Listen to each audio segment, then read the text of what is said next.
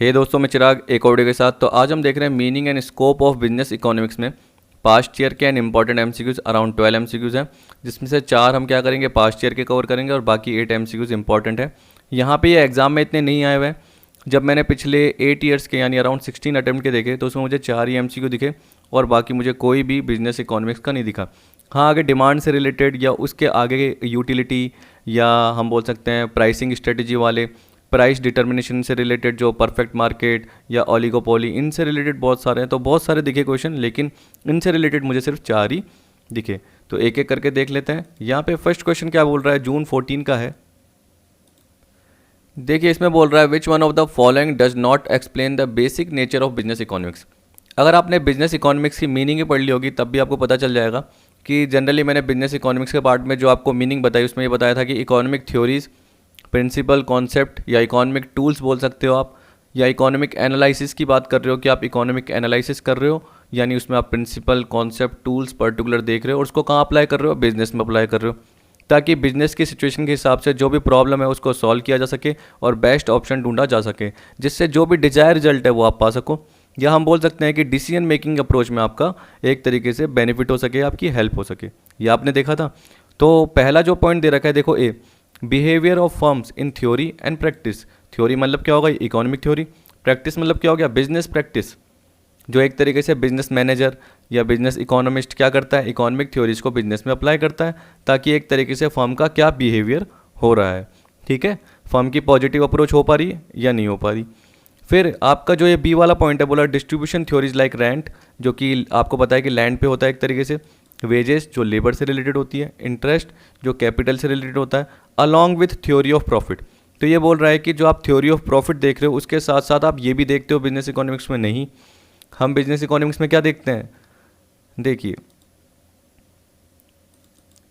ये आपको डिफरेंस दिख रहा है, पिछली वीडियो का ही पार्ट है, तभी मैंने बोला था कि आप क्या करो, दोनों थियोरटिकल देखोगे तो आपको आराम से आ जाएगा। ये ज़्यादातर सबने सही दिया है, ठीक है, जो भी आंसर दिया है। तो आप देख सकते हो कि ये इकोनॉमी का डिफरेंस है और ये बिजनेस इकोनॉमिक्स का है। देखो, it's micro economics analysis deal with rent, interest, wages and profit. अगर इकोनॉमिक्स बोलता तो हम बोल देते हैं, लेकिन बिजनेस इकोनॉमिक्स बोलेगा तो इसमें क्या बोल रहा है कि इसका माइक्रो इकोनॉमिक पार्ट सिर्फ प्रॉफिट से रिलेटेड होता है, ठीक है। तो वो थ्योरी ऑफ प्रॉफिट का पार्ट जो आपका आएगा ना, वो कब आएगा आपका, वो आएगा लास्ट में बिल्कुल, क्योंकि मैं जब आपको ऑब्जेक्टिव ऑफ बिजनेस फर्म कराऊंगा तो मैं आपको थ्योरीज ऑफ प्रॉफिट भी करा दूंगा, क्योंकि क्या पता एग्जाम में आ जाए, ठीक है। अगर आप कंटेंट की बात करेंगे तो आप कहीं पे भी, मैं बोल सकता हूँ कि पर्टिकुलर कहीं पे भी कितनी भी फीस दे दीजिए, आपको इतने ज़्यादा पीडीएफ, समझाने का पार्ट अलग अलग हो सकता है, लेकिन इतना पीडीएफ का पार्ट कहीं पे भी वास्ट नहीं मिलेगा अगर थ्योरेटिकल कंटेंट की बात देखेंगे, क्योंकि वहाँ पे आपको थोड़ा थोड़ा ही पार्ट मिलता है। मैं इसलिए ही हार्ड लैंग्वेज या टिपिकल कवर करता हूँ, क्योंकि एग्ज़ाम में वही आएगी। मैं चाहे तो इसमें से वर्ड चेंज करके गूगल ट्रांसलेटर या कुछ भी होता है, आराम से आप मीनिंग में जाइए, ट्रांसलेट करके आराम से चेंज कर सकते हैं, लेकिन मैं नहीं करता, क्योंकि मुझे पता है कि एग्ज़ाम में भी उसी टाइप की आएगी। फिर आप ये थोड़ी वहाँ पे गूगल का यूज़ करोगे। हाँ, जिसको हिंदी आती है वो पर्टिकुलर क्या करेगा, हिंदी में पढ़ के एक तरीके से समझने की कोशिश कर लेगा, लेकिन इंग्लिश वाले को भी कभी कभी टिपिकल वर्ड लगते हैं, तो थोड़ा एक तरीके से क्या होता है कि उनके लिए भी आसान हो जाता है। तो यहाँ पे हम क्या बोलेंगे, फर्स्ट का जो पार्ट है वो होगा बी, क्योंकि बोल रहा है following does not explain the basic nature. तो हम क्या बोलेंगे, ये नहीं कर रहा है, क्योंकि अगर इकोनॉमिक्स होता तो करते, लेकिन बिजनेस इकोनॉमिक्स के पार्ट में सिर्फ थ्योरी ऑफ प्रॉफिट देखते हैं, ये थ्योरीज नहीं देखते, इसलिए आंसर अपना क्या होगा, बी।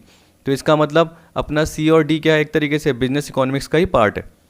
ए भी पार्ट है और सी भी पार्ट है, डी भी है, बी नहीं है।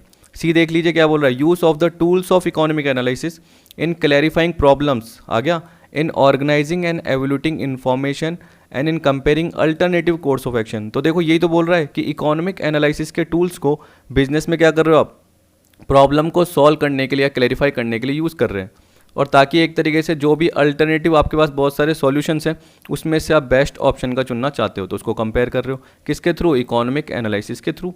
फिर आपको बोला D integration of economic theory with business practice for the purpose of facilitating decision making, ठीक। तो बिजनेस इकोनॉमिक्स क्या है, एक पर्टिकुलर टूल है, हम बोल सकते हैं, या tool centric facilitating decision making approach है जो कि बिजनेस में काम आती है। तो याद रखना, इसका आंसर होगा बी। अब देखिए, अगला पार्ट कवर करने से पहले कर लेते हैं बात अनअकैडमी की। देखिए, अनअकैडमी लेकर आया है अनअकैडमी एक्सेलरेट टेस्ट सीरीज, जहां पर आपको 100% स्कॉलरशिप मिल सकती है 1 ईयर के सब्सक्रिप्शन पे। देखिए, इसके लिए आपको करना क्या है, आपको 28 मार्च से पहले एनरोल कर लेना है। इसका लिंक आपको डिस्क्रिप्शन में दिया गया है।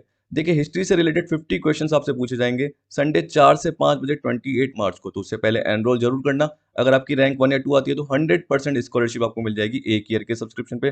वैसे 3 to 10 आती है तो 75% स्कॉलरशिप। अगर 11 to 35 आती है तो 50% स्कॉलरशिप मिल जाएगी, और 36 से लेकर 150 आती है तो 25% स्कॉलरशिप मिलने के चांस रहेंगे। ओके, टर्म्स एंड कंडीशन आप जरूर रीड कर लेना।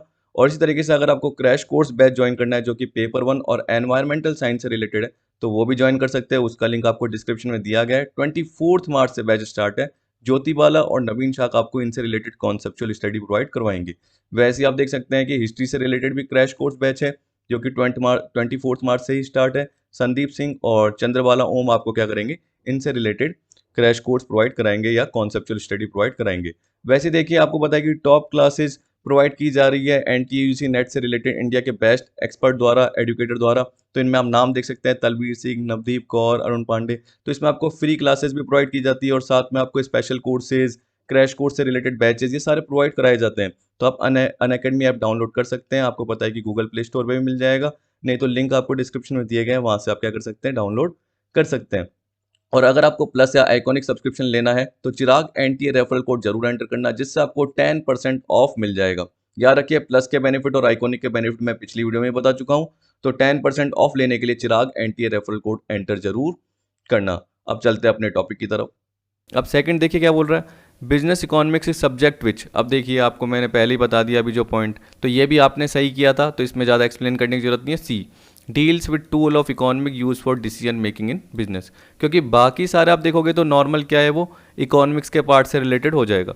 लेकिन जैसे देखो ऑप्टिमम अलोकेशन आ गया लिमिटेड रिसोर्सेज का, तो वो तो यहाँ भी होता है। लेकिन जब डिसीजन मेकिंग की अप्रोच आती है तो वो किससे रिलेटेड है, बिजनेस इकोनॉमिक्स या मैनेजरल इकोनॉमिक्स से रिलेटेड है। क्योंकि जब आप नॉर्मल इकोनॉमिक्स पढ़ते हो तो वो तो पॉजिटिव पार्ट है, इसका मतलब इकोनॉमिक थ्योरीज आपने पढ़ ली, आपने डिस्क्राइब कर लिया। लेकिन आप प्रिस्क्रिप्टिव अप्रोच देखोगे, नॉर्मेटिव देखोगे, तो क्या कर रहे हो आप, एक्चुअल में उसको बिजनेस में अप्लाई कर रहे हो, ताकि एक जजमेंटल वैल्यू पास कर सको, एक एथिकल या थ्योरीज आप जो भी अप्लाई कर रहे हो उस पर्टिकुलर अप्लाइड पार्ट को अपने बिजनेस में देख सको कि वो डिसीजन मेकिंग में आसानी कर रही है या नहीं कर रही, हेल्प कर रही है या नहीं कर रही। तो इसलिए इसका जो आंसर था वो क्या था, सी। ठीक है सेकंड का। थर्ड का क्या बोल रहा है, असर्शन और रीजन दे रखा है आपका, जून 2012 का है। असर्शन में बोल रखा है business economics is tool centric facilitating decision making in business. तो सीधी सी बात है, इकोनॉमिक्स एनालिसिस का मतलब क्या हो गया, जिसमें आप क्या कर रहे हो, इकोनॉमिक थ्योरी, कॉन्सेप्ट, प्रिंसिपल या टूल देख रहे हो जो कि आप बिजनेस में अप्लाई कर रहे हो, किसके लिए, डिसीजन मेकिंग में हेल्प के लिए। तो ये बोल रहा है टूल सेंट्रिक फैसिलिटेटिंग, फैसिलिटेटिंग मतलब क्या है, हेल्प करने वाली, जो कि किस में हेल्प कर रही है, बिजनेस में डिसीजन मेकिंग के लिए। बिल्कुल ठीक है। Reason, it provides an analytical understanding of economic activities. Economic activities मतलब क्या हो गया, आपको प्रोडक्शन करना है, गुड्स को आपको क्या करना है, डिस्ट्रीब्यूट करना है, एक्सचेंज करना है, वो सारा पार्ट करना है। तो उस केस में आपको क्या करना पड़ेगा, डिमांड का फोरकास्ट करना पड़ेगा। आपने स्कोप पढ़ा था तो आपको पता है डिमांड फोरकास्ट करना है तो इकोनॉमिक्स काम आएगी, बिजनेस इकोनॉमिक्स। आपको कैपिटल मैनेजमेंट करना है, कैपिटल एक्सपेंडिचर कितना हो रहा है मशीनों पे, तो उसके लिए cost of capital, rate of return, उसके लिए भी ये काम में आ सकता है इकोनॉमिक एनालिसिस का पार्ट। इसके अलावा स्टॉक मैनेजमेंट करना है कि कोई ऑब्सोलीट तो नहीं हो जाए, स्टॉक फालतू का पड़ा हुआ रहे, या स्टॉक कम तो नहीं हो जाए, तो कितना पर्टिकुलर स्टॉक मंगाते रहें, तो वो इकोनॉमिक ऑर्डर क्वांटिटी या ABC एनालिसिस। इस तरीके से आप क्या करते हो, एनालिटिकल अंडरस्टैंडिंग करते हो। या अब देखो प्राइसिंग आपको क्या रखनी है गुड्स की, वो भी मैंने, कॉस्ट कटिंग, कॉस्ट को मिनिमाइज़ करना है, रिसोर्सेज का बेस्ट यूज़ करना है। तो आप एनालिटिकल अंडरस्टैंडिंग कर रहे हो किसके थ्रू, बिजनेस इकोनॉमिक्स के टूल, मतलब इकोनॉमिक थ्योरीज, प्रिंसिपल, कॉन्सेप्ट के थ्रू, जो कि आप क्या कर रहे हो, बिजनेस में अप्लाई कर रहे हो। तो हम क्या बोलेंगे, ठीक है, both A and R are correct. Third का क्या होगा, B आंसर। अब फोर्थ का देखिए, फोर्थ में क्या बोल रहा है, फोर्थ में स्टेटमेंट दे रखे हैं दो। अब आपका एक सही हो सकता है, एक गलत हो सकता है, दोनों ही सही हो सकते हैं, दोनों ही गलत हो सकते हैं, या पहला गलत हो सकता है, दूसरा सही हो सकता है, ऐसे ही है। तो पहला बोल रहा है business decision makers deal with complex rather chaotic business conditions of the real world and have to find the way to their destination that is achieving the goal that they set for themselves. देखिए यहाँ पे आपको generally ये समझना पड़ेगा कि decision maker जो भी होता है वो क्या करता है, जो भी बिजनेस कंडीशन देखता है वो जनरली क्या होती है, कॉम्प्लेक्स होती है। उसको सप्लायर से एक तरीके से क्या करना पड़ता है, डील करना पड़ता है, और उससे बेस्ट सप्लायर ढूंढना पड़ता है जो एक क्वालिटी वाइज भी मटेरियल दे और ज़्यादा कॉस्ट भी ना लगे। केओटिक नहीं होता इतना ज़्यादा, क्योंकि केओटिक तो मतलब क्या हो गया, बिजनेस ही पूरा का पूरा क्या अस्त व्यस्त है, यानी बिखरा हुआ है। तो ऐसा नहीं होता, यानी बिजनेस की कंडीशन जो है वो केओटिक नहीं होती इतनी, वो जनरली क्या होती है, कॉम्प्लेक्स होती है। उस कॉम्प्लेक्स बिजनेस कंडीशन में जनरली क्या डिसीजन मेकर को क्या करना पड़ता है, अपना बेस्ट डिसीजन देना पड़ता है। उसके लिए क्या करेगा, वो इकोनॉमिक टूल्स या एनालिसिस का यूज़ करेगा ही करेगा, ताकि तभी वो अपने डिजायर रिजल्ट या जो हम बोल सकते हैं गोल, उनको अचीव कर पाएगा। तो यहाँ पे बोल रहा है कि उसको किससे डील करना पड़ता है, कॉम्प्लेक्स बिजनेस कंडीशन से, सप्लायर से, जो भी फाइनेंस प्रोवाइडर है उनसे एक तरीके से फाइनेंस लेना पड़ता है, तो वो कॉम्प्लेक्स कंडीशन है। इसके अलावा एक तरीके से कस्टमर की डिमांड क्या है वो उसको देखनी पड़ती है, प्लानिंग करनी पड़ती है, कहीं वेस्टेज ना हो जाए, कॉस्ट ज़्यादा ना हो जाए, तो वो सारी बिजनेस कंडीशन रियल वर्ल्ड की उसको उसका सामना करना पड़ता है। इसी तरीके से आपको पता है कि देखो पॉलिटिकल इनस्टेबिलिटी भी हो सकती है, सोशल कंडीशंस मैच नहीं खा रही पर्टिकुलर, या उसका सामना करना पड़ रहा है, फ्लक्चुएशन बहुत ज़्यादा हो रहा है लोगों के ट्रेंड में, फैशन में, उसके हिसाब से भी चेंजेस करना पड़ रहा है। तो उस हिसाब से उसको क्या करना पड़ता है, इकोनॉमिक लॉजिक्स एंड टूल को अप्लाई करना पड़ता है। तो हम क्या बोलेंगे, स्टेटमेंट 1 ठीक है एक हिसाब से, ठीक है। फिर आपको स्टेटमेंट 2 में बोल रखा है, even without application of economic logic and tool of analysis business decision are always rational and real and are not counter productive. आप सोचिए कि अगर आप economic logical and tools apply नहीं करोगे बिजनेस में, तो क्या आपका बिजनेस डिसीजन बिल्कुल रैशनल जाएगा, रियल जाएगा, यानी सही होगा, आपको आसानी होगी? नहीं, आपको बल्कि क्या होगी, दिक्कत होगी। हाँ, एस्टिमेटेडली अगर आप करोगे, यानी लप्पे में अगर करोगे, फ्लूक में करोगे, तो क्या पता आपका सही आ जाए बिजनेस डिसीजन। लेकिन आपको टूल्स एंड लॉजिक तो अप्लाई करने पड़ेंगे। बिना लॉजिक एंड टूल के तो आपका एस्टिमेटेड ही आएगा, या हम बोल सकते हैं कि अंदाजन आपका क्या हो जाएगा, पार्ट सही हो सकता है, लेकिन उसके चांसेस भी क्या है, बहुत 1% है। 99% तो सब क्या करेंगे, जो डिसीजन मेकर है वो लॉजिक एंड टूल अप्लाई करेंगे, तब जाके एक उनका क्या होता है, रैशनल अप्रोच होती है, हम बोल सकते हैं दिमाग वाली अप्रोच होती है, सोच समझ के क्या करते हैं वो काम करते हैं। तो उसके लिए ये तो अप्लाई करना जरूरी है। और साथ में क्या बोल दिया कि अगर ये अप्लाई नहीं होंगे तो ये बोलेंगे and are not counter productive, जो बिजनेस डिसीजन है वो काउंटर प्रोडक्टिव नहीं होंगे। तो काउंटर प्रोडक्टिव का मतलब क्या होता है, देखिए प्रोडक्टिव मतलब क्या होता है, फ़ायदे वाले। प्रोडक्टिव मतलब क्या होता है, आपकी प्रोडक्टिविटी। और काउंटर मतलब क्या होता है, नुकसान वाले। ये हो सकता है पार्ट, याद रखना। काउंटर प्रोडक्टिव मतलब क्या हो गया कि जितना आपने सोचा था उसके हिसाब से प्रोडक्शन नहीं हुआ। आपने सोचा था 1 लाख यूनिट होना चाहिए था, लेकिन कितना हुआ, 80,000 हुआ, 70 हुआ, 60 हुआ। आपने सोचा था यार कॉस्ट हम क्या करेंगे, यहाँ तक रिड्यूस कर देंगे, लेकिन कॉस्ट तो बढ़ गई। तो आप आप क्या हुए, आप एक प्रोडक्टिव नहीं हुए। इसका मतलब क्या हो गया, आप काउंटर प्रोडक्टिव हो गए। इसका मतलब क्या है कि आप प्रॉफिट कमाने की जगह एक तरीके से आपने क्या कर दिया, ये मान के चलो लॉस हो गया, या जो इफेक्ट पॉजिटिव पड़ना चाहिए था उसकी जगह क्या हो गया, नेगेटिव। पर यहाँ पे देखो क्या बोल रहा है कि अगर एप्लीकेशन अप्लाई नहीं करोगे इकोनॉमिक टूल्स एनालिसिस, तो जो बिजनेस डिसीजंस है वो क्या होंगे, काउंटर प्रोडक्टिव नहीं होंगे। इसका मतलब क्या होगा, काउंटर से नॉट काट दो एक बार, तो इसका मतलब प्रोडक्टिव होंगे। बताओ ऐसा होता है क्या कभी, कि अगर आप economic tools and analysis apply नहीं करोगे तो बिजनेस डिसीजन प्रोडक्टिव होंगे? गलत है। अभी तो मैंने बोला कि रैशनल एंड रियल होंगे। कब होंगे, जब अप्लाई करोगे। अगर नहीं करोगे तो उस केस में क्या होगा, वो रैशनल रियल डिसीजन नहीं होंगे, एस्टिमेटेड आएंगे, और इसके अलावा प्रोडक्टिव भी नहीं होंगे। वो हमेशा क्या होंगे, काउंटर प्रोडक्टिव होंगे। जबकि यहाँ पे क्या बोल रहा है, वो काउंटर प्रोडक्टिव नहीं होंगे ये अप्लाई नहीं करने से, तो गलत हो गया ना। तो हम क्या बोलेंगे कि स्टेटमेंट 2 क्या एक तरीके से गलत है, तो स्टेटमेंट 1 ट्रू है और स्टेटमेंट 2 फॉल्स है। इसका होगा 4th का सी।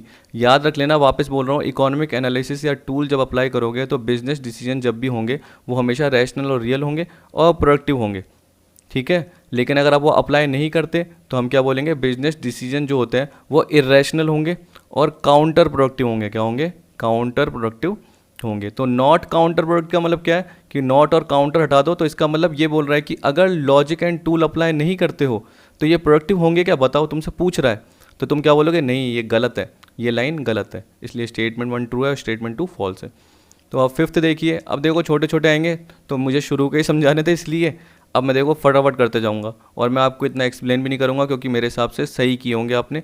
कुछ अगर मुझे लग रहा है गलत किए होंगे तो मैं बता दूंगा वहाँ पे। देखो यहाँ पे बोल रहा है, पहला है 5th का, business economics is a special branch of economics applied in business decision making. बिल्कुल ठीक, आपको पता ही है, आपको मैंने बताया था इकोनॉमिक्स की एक स्पेशल ब्रांच है, मैंने वो वर्ड लिखा भी हुआ है। Nature of business economics is applied not theoretical. आपको मैंने बताया था कि जब आप इकोनॉमिक्स पढ़ते हो तो इकोनॉमिक थ्योरीज देखते हो। अभी आप मेरे से क्या देख रहे हो, इकोनॉमिक थ्योरीज देख रहे हो। लेकिन जब आप क्या करोगे, अप्लाई करोगे, तो वो क्या हो जाएगा, बिजनेस में एक्चुअल में अप्लाई करोगे तो वो क्या हो जाएगा, एक तरीके से बिजनेस इकोनॉमिक्स का पार्ट हो जाएगा, अप्लाइड इकोनॉमिक्स का पार्ट हो जाएगा।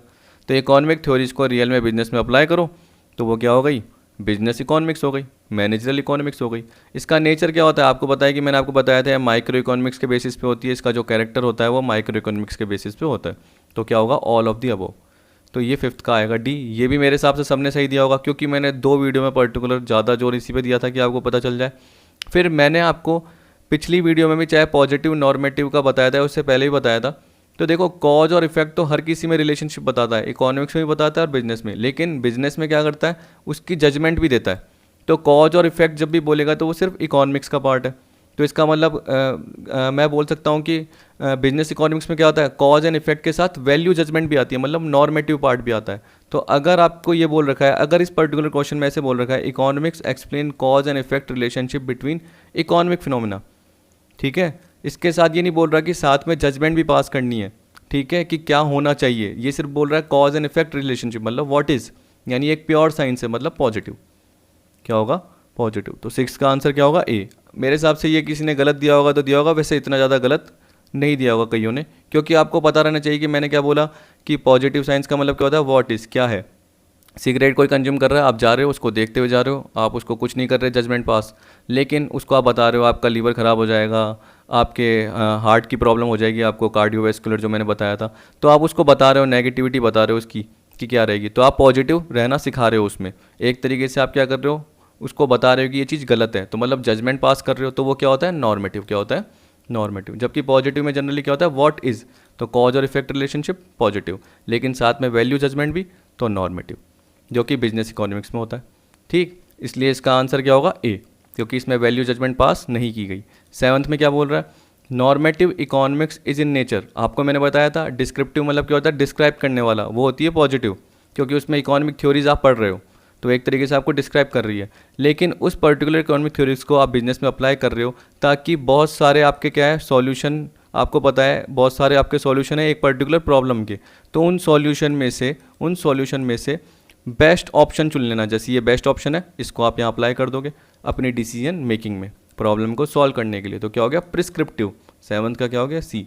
डॉक्टर प्रिस्क्रिप्शन देता है, मैंने आपको बताया था, डॉक्टर एक्सप्लेन करता है कि आपको ये दवाई लेनी है इस टाइम पे, और आपको क्या करना है, कुछ ये ठंडी चीज़ें ये नहीं खानी पर्टिकुलर, या इसको एक तरीके से इससे परहेज करना है, तो प्रिस्क्रिप्शन दे रहा है।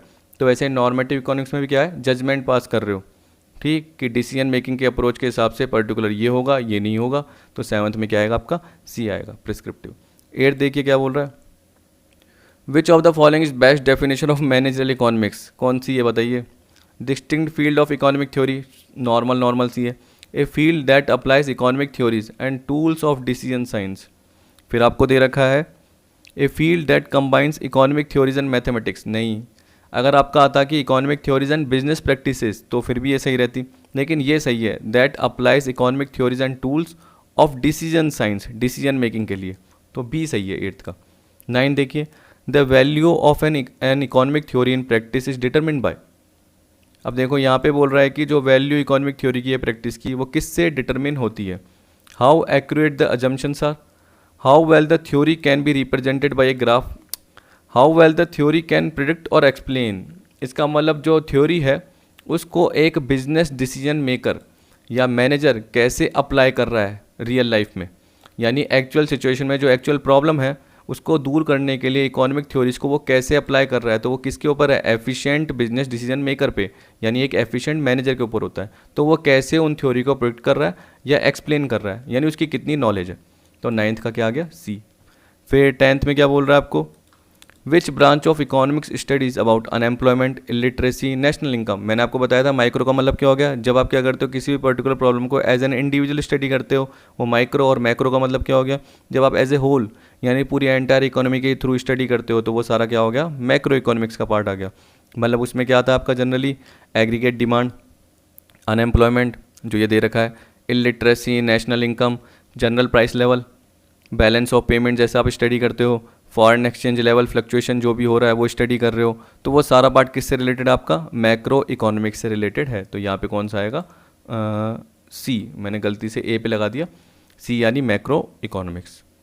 अब 11th का देखिए, 11th में बोल रहा है, अब देखिए यहाँ पे बोल रहा है dash means the process of choosing one action from two or more alternatives available. आप देखिए आपके पास 2 से ज़्यादा अल्टरनेटिव अगर अवेलेबल होंगे, उसमें से आपको बेस्ट ऑप्शन चूज़ करना है, तो उसके लिए कौन सी अप्रोच रहती है, डिसीजन मेकिंग की। ठीक, ये तो आपने खूब बार पढ़ लिया और पर्टिकुलर आपको पता है कि ये आपने मैनेजमेंट वाले पार्ट में भी देखा था, तो वहाँ भी मैंने क्या बताया था आपको, डिसीजन मेकिंग का पूरा पार्ट बताया था। वैसे ही यहाँ पे भी यही है जो हम पढ़ रहे हैं बिजनेस इकोनॉमिक्स में, कि आप थ्योरीज या प्रिंसिपल को ऐसे अप्लाई करें, बिजनेस मैनेजर ऐसे अप्लाई करें अपने रैशनल अप्रोच के हिसाब से, अपनी थिंकिंग के हिसाब से, अपनी क्रिएटिविटी, यहाँ बोल सकते हैं उसके पास क्या कैपेबिलिटी है, कॉम्पिटेंसी है, उसके हिसाब से वो डिसीजन लेता है। तो उसके पास क्या होते हैं, 2 या उससे ज़्यादा अल्टरनेटिव यानी ऑप्शंस होते हैं, यानी सॉल्यूशंस बोल दो होते हैं, उसमें से क्या वो बेस्ट सॉल्यूशन चुनना चाहता है। तो 2 या उससे ज़्यादा ऑप्शंस होते हैं, उसमें बेस्ट ऑप्शन वो चुनना चाहता है ताकि एक अच्छा डिसीजन मेकिंग हो सके। फिर आपको बोल रहा है, यानी इसका तो बी होगा। 12 में बोल रहा है the guiding principle of business economics not but avoiding loss. तो देखो यहाँ पे बोल रहा है कि जो गाइडिंग प्रिंसिपल है बिजनेस इकोनॉमिक्स का वो किससे रिलेटेड है, आपको पता है कि is not but avoiding loss, तो इसका मतलब एक तरीके से हमें लॉस अवॉइड करना है, हम ये बोल सकते हैं। हमें कॉस्ट को क्या करना है, मिनिमाइज़ करना है, हमें प्राइसिंग डिसीजन देखना है। तो जनरली यहाँ पे क्या बोल रखा है कि गाइडिंग प्रिंसिपल बिजनेस इकोनॉमी का किससे रिलेटेड नहीं है, हम क्या बोलेंगे, प्रॉफिट मैक्सिमाइजेशन रिलेटेड नहीं है बट अवॉइडिंग लॉस से रिलेटेड है। तो यहाँ पे क्या होगा, प्रॉफिट मैक्सिमाइजेशन से रिलेटेड नहीं है, क्योंकि देखो आजकल जो अप्रोच हो गई है ये थी traditional approach, profit maximization. Modern approach जब भी बोलते हैं याद रखना बिजनेस इकोनॉमिक्स में कि बिजनेस का पार्ट क्या है, वो सोशल भी क्या करना चाहता है एक तरीके से, साथ में रेस्पॉन्सिबिलिटी अपनी निभाना चाहता है, हम बोल सकते हैं बिजनेस, ठीक है। तो वो कस्टमर का सेटिस्फेक्शन भी चाहता है। तो आपको पता है कि बिजनेस इकोनॉमिक्स की जो मॉडर्न थ्योरीज है उसमें सेटिस्फेक्शन का पार्ट भी मेन हो गया, आउटपुट मैक्सिमाइजेशन भी हो गया पार्ट, इसी तरीके से सेल्स मैक्सिमाइजेशन भी हो गया। तो ये बोल रहा है कि ज़रूरी नहीं है कि प्रॉफिट मैक्सिमाइजेशन का पार्ट ही हो, अपनी ब्रांड भी एक तरीके से, अपनी गुडविल भी, अपनी इमेज भी धीरे धीरे करके सुधारनी है पब्लिक में। तो यहाँ पे ज़रूरी नहीं कि हर वक्त प्रॉफिट कमाए और ये सोचे कि हमें कस्टमर का काट नहीं है, ऐसा पार्ट नहीं है। वो अपनी ट्रेडिशनल अप्रोच थी, अब ये कौन सी अप्रोच है अपनी, जनरली मॉडर्न अप्रोच है, जिसमें हम क्या बोलते हैं, सेटिस्फेक्शन भी मैक्सिमाइजेशन करना है, अपनी कॉस्ट को कम करना है। कॉस्ट अपनी क्या करेंगे, मेंटेन करेंगे, तो प्रॉफिट मैक्सिमाइजेशन तो होगा ही होगा।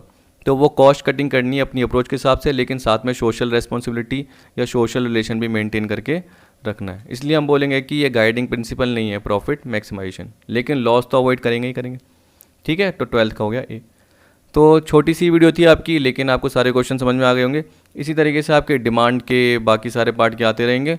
तो मैं आपको टॉपिक दे रहा हूँ, यानी एक तरीके से मैंने आपको दिया था क्वेश्चन, आपने सॉल्व कर ही लिए, तो आपको वीडियो मिल जाएगी। इसके बाद आपको डिमांड का टॉपिक भी ये मान लो कि उसके थोड़ी देर बाद ही, यानी 2-3 घंटे बाद ही आपको मिल जाएगा। जैसे आपको ये वीडियो मिलेगी उसके बाद 2-3 घंटे बाद आपको डिमांड से रिलेटेड पार्ट भी स्टार्ट हो जाएगा, ठीक। तो आई होप आपको ये वीडियो पसंद आई होगी। वीडियो देखने के लिए थैंक यू।